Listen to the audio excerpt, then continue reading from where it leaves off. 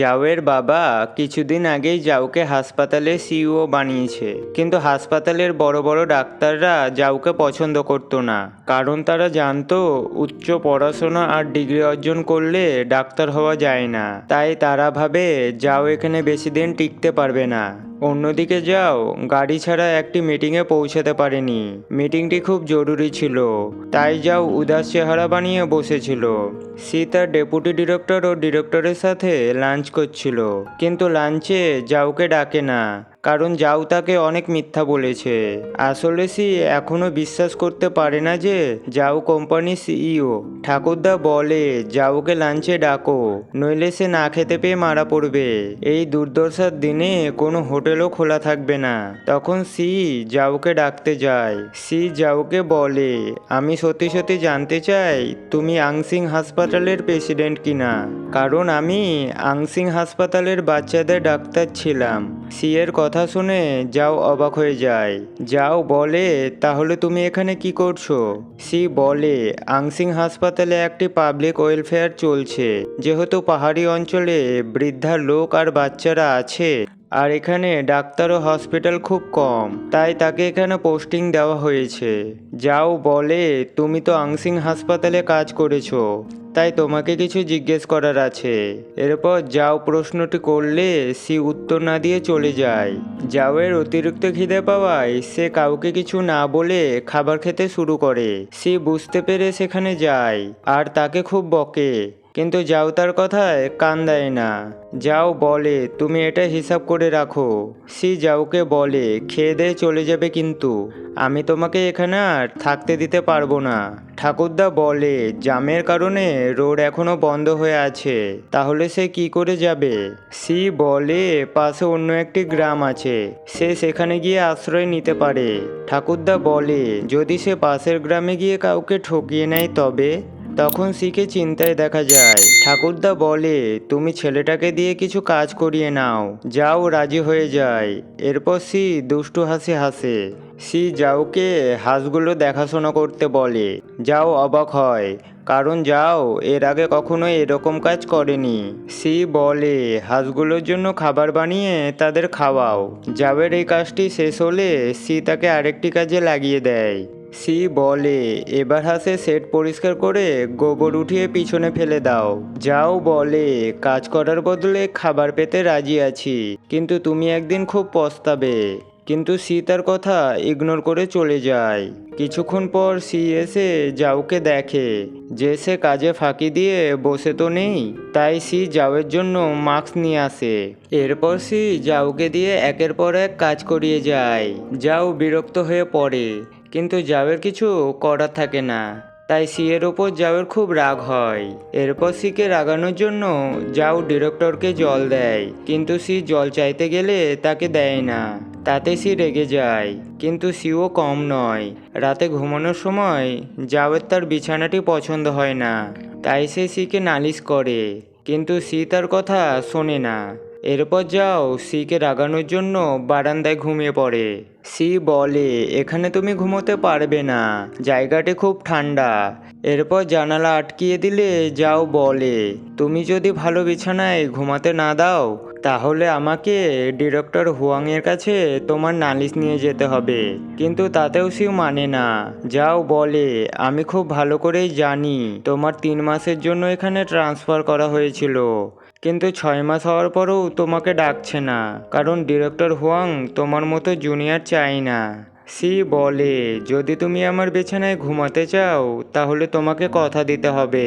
পরের দিন সকাল সকাল সি যাওকে জাগাতে আসে, কিন্তু দেখা যায় যাও সকাল সকালই উঠে পড়েছে। শুধু তাই নয়, সে নিজে সব কাজও শেষ করে ফেলেছে। ব্রেকফাস্টে ডিরেক্টর যাওয়ের খুব প্রশংসা করে। যাওকে সি এর সাথে মজা করতে দেখে ডিরেক্টর বলে, যাওয়ের এখনো বিয়ে হয়নি, আর সে শহরেই থাকে, তোমাদের মধ্যে বন্ধুত্ব খুব ভালোই জমবে। কিন্তু সি যাওয়ের সাথে বন্ধুত্ব করতে চায় না। তখন যাও সিকে রাগানোর জন্য বলে সিকে কখনোই আংসিং হাসপাতালে ডাকবে না। তখন সি রেগে যায়। ডিরেক্টর বলে ছেলেটি খুব ভালো, কিন্তু সি মানতে চায় না। সি এখনো ভাবে যাও ছাগলগুলি চুরি করার জন্য এখানে এসেছে। ডিরেক্টর জানতে চাইছিল হুয়াংয়ের সাথে সি এর কি হয়েছিল। একদিন আংসিং হাসপাতালে সি এর নজর একটি মহিলার উপর পড়ে। সি জানতে পারে বাচ্চাটির অপারেশন হলে সে আগের মতোই হাঁটাচলা করতে পারবে। সি বলে বাচ্চাটির কন্ডিশন খুবই সিরিয়াস। বাচ্চাটির মা বলে যদি 1% চান্সও থেকে থাকে তাহলেও আমি হার মানব না। এর জন্য আমরা অনেক লড়েছি, এইভাবে হার মানব না। তখন সি প্রেসিডেন্ট গাওয়ের কাছে যায়। জানা যায় গাও মেডিকেলের পড়াশোনা করেনি, তাই সি এর কথাগুলো বুঝতে পারে না। কিন্তু কার্ডিওথেরাপিস্টরা বাচ্চাটির চিকিৎসার জন্য আগে থেকেই মানা করে দিয়েছে, এই জন্যই গাও এ বিষয়ে কিছু করতে পারে না। তখন সি প্রেসিডেন্ট সুয়ের বিষয়ে কথা বলে। জানা যায় প্রেসিডেন্ট সু এই পরীক্ষায় সাফল্য পেয়েছে, কিন্তু সে এখন এক্সচেঞ্জ মিটিংয়ে অ্যাব্রোডে আছেন। তখন গাও সুয়ের সাথে কথা বলে চিকিৎসার জন্য রাজি হয়ে যায়, কিন্তু সিনিয়র ডক্টর সিকে খুব বকে, কারণ সে বড় ডাক্তারদের পরামর্শ না নিয়ে গাওয়ের কাছে গেছে। গাও মেডিকেলের বিষয়ে কিছু জানে না। সিনিয়র বলে যদি বাচ্চাটির কিছু হয়ে যায় তাহলে সেই দোষ এই হাসপাতালের উপর পড়বে, যার ফলে তাদের কেরিয়ার নষ্ট হয়ে যেতে পারে। জানা যায় বাচ্চাটির কন্ডিশন এতটাই সিরিয়াস যে অন্যান্য হাসপাতাল তার ট্রিটমেন্ট করতে মানা করে দেয়। এরপর সি বাচ্চাটিকে দেখতে গেলে বাচ্চাটি অপারেশন থিয়েটারেই মারা যায়। সি দেখতে পায় বাচ্চাটির মা শোকে কাতর হয়ে পড়ে আছে, তাই সি এর খুব খারাপ লাগে। আর সেই দিনই সিকে আংসিং হাসপাতাল থেকে বের করে দেওয়া হয়। এরপর অতীত থেকে ফিরে এসে বর্তমানে দৃশ্য দেখানো হয়। সিকে বাসন মাজতে দেখে যাও তার কাছে যায় আর সি এর মন ভালো করার চেষ্টা করে। সি যাওকে বলে প্লেটগুলো ঠিক করে ধোবে, তারপর হাঁসেদের খাবার খাওয়াবে। যাও রেগে গিয়ে বলে আমি আর এইসব করতে পারবো না। তাই সি যাওয়ের একটি ভিডিও বানায়। সি যাওকে বলানো করায় যে সে আর কখনো নকল মেডিসিন ওয়াইন বেচবে না। যদি সে নিজের প্রমিস ভুলে যায় তাহলে এই ভিডিও ভাইরাল করে দেওয়া হবে। এরপর রাতের বেলা সি ডেপুটি ডিরেক্টরের রুমে ঢুকে দেখে ডিরেক্টর সেখানে নেই। তখন সেখানে যাও রুমটি পরিষ্কার করছিল, তাই যাওকে দেখতে পেয়ে সি চেঁচিয়ে ওঠে। সি এখান থেকে একটু ওয়াইন নেওয়ার জন্য এসেছিল। সি যাওকে বলে জানি না তোমার মেডিকেল ওয়াইন কি দিয়ে তৈরি, কিন্তু এই ওয়াইনগুলি ডেপুটি ডিরেক্টর বিশেষ মেটেরিয়াল দিয়ে বানিয়েছে। তুমি কি সেটা টেস্ট করতে চাও? যাও রাজি হয় না।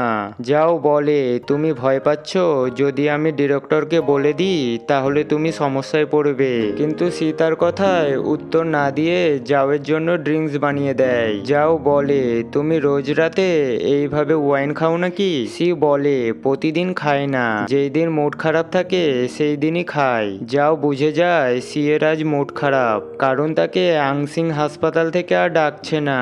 যাও সিকে বলে তুমি আমার সাথে তোমার দুঃখ শেয়ার করতে পারো। সি বলে তুমি তো একদিন চলেই যাবে, তাহলে দুঃখ শেয়ার করে কি হবে? যাও বলে শেয়ার করলে তোমার মন হালকা হবে। এরপর সি তার দুঃখ শেয়ার করে।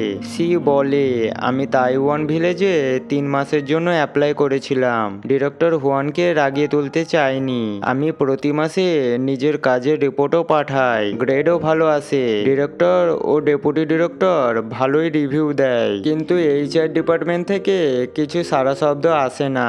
তাই সি এর খুব খারাপ লাগে। যাও বলে তোমার এই জীবনও ভীষণ সুন্দর, এইভাবে গ্রামে থেকে সবার সাহায্য করা খুব ভালো কাজ। সি বলে আমিও জীবনে কিছু করতে চাই, আমি এখানে সারা জীবন থাকতে পারবো না। যাও বুঝে যায় সি নিজের ট্যালেন্ট সবার সামনে দেখাতে চায়। এরপর তারা অতিরিক্ত নেশা করে ফেলে, আর এই অবস্থায় যাওয়ের নেশা ভাবটা বেশি হয়, কারণ যাও এইভাবে কখনো নেশা করেনি। সি যাওয়ের জন্য খাবার আনতে গেলে তার মায়ের কল আসে। জানা যায় সি এর তার বাবার সাথে ঠিকমতো কথা হতো না। বেঁচে থাকতে তার বাবা সিকে যত্ন করতো না, তাই সি তার বাবার ডেথের কথাও ভুলে যায়। সি এর মা বলে তুমি সেই নির্জন এলাকায় জায়গায় একা আছো, কেউ তোমার খেয়াল রাখার জন্য সেখানে নেই। তুমি মিথ্যা করে বলছো কেন যে তোমার বয়ফ্রেন্ড আছে, নইলে তার ফটো দেখাচ্ছ না কেন? এরপর সি একটি কাণ্ড করে বসে।